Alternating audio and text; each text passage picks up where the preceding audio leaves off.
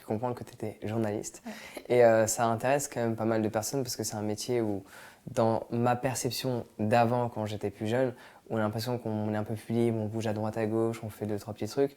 Je te dis juste ma perception de moi que j'avais avant, je ne suis pas plus renseigné que ça. Mais donc du coup, est-ce que tu peux nous en dire un peu plus sur comment devenir journaliste et quels sont les aspects de ton quotidien en tant que journaliste? Alors, je dirais pas que je suis pas une journaliste très classique dans le sens où je me définis comme une journaliste émotionnelle et en France on aime bien dire que le journalisme c'est la neutralité, ce que je pense totalement faux et c'est pour ça que j'ai tendance aujourd'hui à préférer les youtubeurs que les journalistes, à penser qu'ils ont souvent plus de justesse et de talent parce qu'ils sont justement pas dans la neutralité et que je pense que c'est un mensonge cette neutralité. Ceci dit, moi je suis arrivée par le journalisme, par la mode en fait. J'étais styliste dans la mode, j'ai fait un diplôme de styliste et puis je me suis rendu compte que ce qui m'intéressait, c'était plus de m'intéresser aux inspirations et finalement aussi à la culture vestimentaire, à l'histoire du vêtement. Et je me suis dit comment faire pour en fait écrire là-dessus. Donc en fait j'ai fait un diplôme de journalisme et communication de la mode à Londres parce que en Angleterre ils ont des cursus parfois beaucoup plus précis. Du coup j'ai fait ça.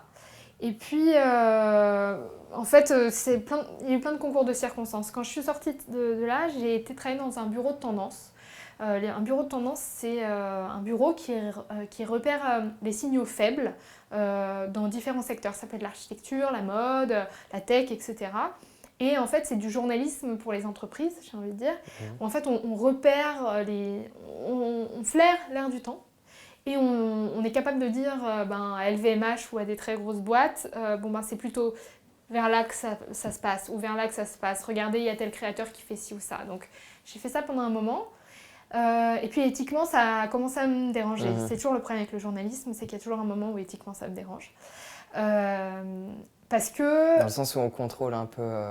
Parce qu'en fait, c'est une autoprophétie quelque part. Quand des gros bureaux de tendance déclarent quelque chose, ça devient la réalité. Ouais. Et surtout, il y a quelque chose d'un peu malhonnête dans le sens où on va prendre des idées à des jeunes créateurs et on les fait remonter à des très grosses boîtes. C'est pas anodin. Il y a du vol d'idées dans cette histoire, mais c'est du vol d'idées organisé. Donc il y a quelque chose là-dedans, même si c'est un job, il n'y a rien de plus passionnant que d'être trend forecaster, c'est ça le job. Mais je me suis dit, non, finalement, je vais faire du journalisme pour tout le monde, grand public.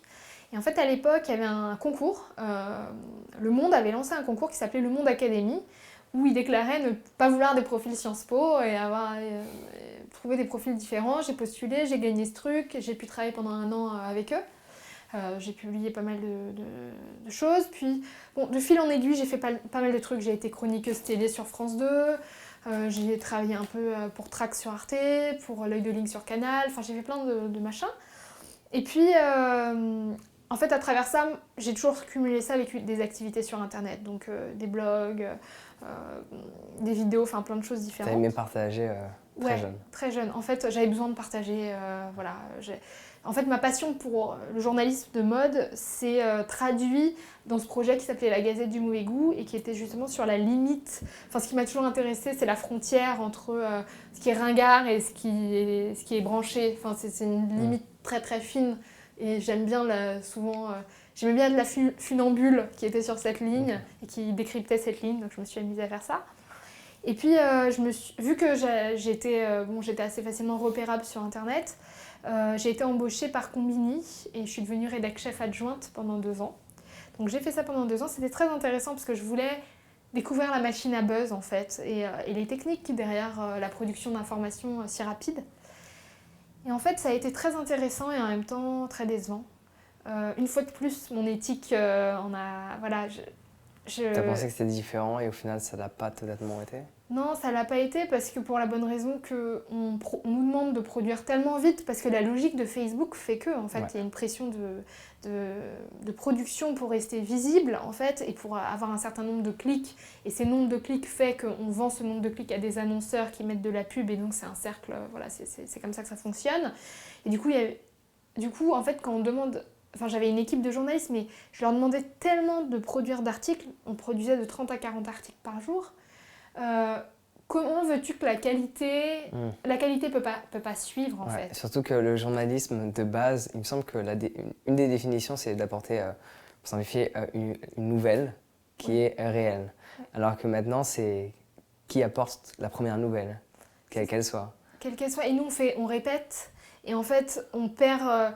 en fait, pour moi, quelque part, je me suis dit, mais c'est très inconscient ce qui se passe là. C'est-à-dire que nous, on lit des news à droite à gauche sur toute la presse américaine, on le package, on le vulgarise pour que notre audience le comprenne. Mais il y a un moment, qu'est-ce qu'on dit vraiment? En fait, on publie, on est dans la course à la publication, mais les choses importantes ne sont pas dites. Ça ne permet pas aux gens de réfléchir profondément aux informations. Juste de distraire. Voilà, c'est de la distraction, c'est de l'info-entertainment. Même si c'est très bien, au final, on en a aussi besoin parce que des fois, un petit sujet que tu lis très rapidement te met sur la piste de quelque chose que toi tu as envie de creuser. Donc ça a aussi son utilité. Mais il y a un moment, j'étais fatiguée, j'avais pas envie de faire ça tout le temps. Et je me suis dit que ce que j'avais plus envie de faire finalement, c'était des livres et des docus. Okay. Donc je suis partie et j'en ai profité j'avais un chômage, hein, donc j'ai écrit un livre qui s'appelle À fleur de paix, P-E-T. J'ai vu un article sur une publication sur Instagram de passer du clito à l'anus. Du clito à l'anus, exactement. Moi je m'occupe de tout ce qui est en dessous de la ceinture. Voilà. Et j'ai écrit ce livre, en fait je voulais produire de l'information utile. Et moi j'ai une maladie des intestins depuis 10 ans qui s'appelle le SIBO, c'est une maladie très très peu connue en France, qui est une maladie intestinale pourtant que je pense que plein de gens ont. C'est une maladie qui provoque énormément de ballonnement, de gaz, c'est l'enfer, t'es une machine à péter, c'est la cata. Et pendant 10 ans, je me suis dit, mais qu'est-ce que j'ai? Et j'ai souffert de l'errance médicale. Et puis, en fait, j'ai beaucoup été aux États-Unis, ma sœur est aux États-Unis, et j'ai découvert que là-bas, cette maladie était totalement commune, qu'il y avait des traitements aussi bien antibiotiques, mais aussi naturopathiques.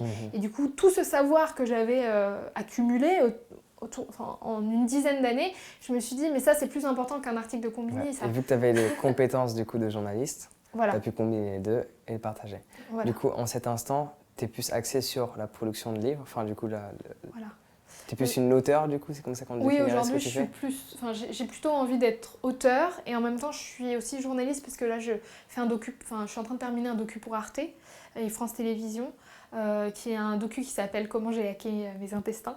Ok, donc qui reprend, en fait, c'est un complément au livre que tu vas sortir ou que tu as sorti? Oui, alors c'est pas en fait, c'est un complément, c'est pas du tout la même histoire, dans le sens où là je m'intéresse aux thérapies du microbiote, donc aux thérapies, c'est pas forcément pour la maladie que j'ai en particulier, mais c'est pour tous les gens qui ont une dysbiose intestinale, donc les bactéries qu'ils ont dans les intestins ne sont plus en harmonie, sont en dysbiose, ce qui crée énormément de maladies diverses et variées. Ça peut aller de l'autisme à la maladie de Parkinson, à des problèmes gastriques, mais bon, le champ de maladie est assez large. Et aujourd'hui, on voit qu'il y a des corrélations assez évidentes entre une dysbiose intestinale et tout un tas de maladies, même auto-immunes, qui sont en véritable hausse. Et du coup, c'est un docu qui parle de, en fait, une fois qu'on a brisé son écosystème interne, à partir d'aliments de fast-food, d'antibio, de plein de choses diverses et variées de lifestyle qui peuvent détruire cet écosystème. Comment on fait, quelles sont les possibilités aujourd'hui qu'on a pour essayer de recréer l'écosystème interne. Donc c'est un peu de la même façon dont on détruit l'écologie externe, on détruit notre écologie interne. Et pour moi, l'enjeu de ce docu, c'est que les gens aient une prise de conscience sur l'écologie externe est en lien avec l'écologie interne et peut jouer sur votre santé pour de vrai. Okay.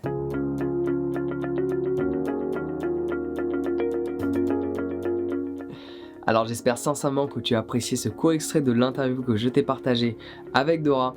Si tu as envie toi aussi de devenir un journaliste, cela nécessite que tu maîtrises l'art de la communication. Parce que forcément, tu vas y être confronté. Si tu veux devenir un ou une journaliste de l'extrême, si on pourrait définir cela ainsi, il faut que tu maîtrises l'art de la communication.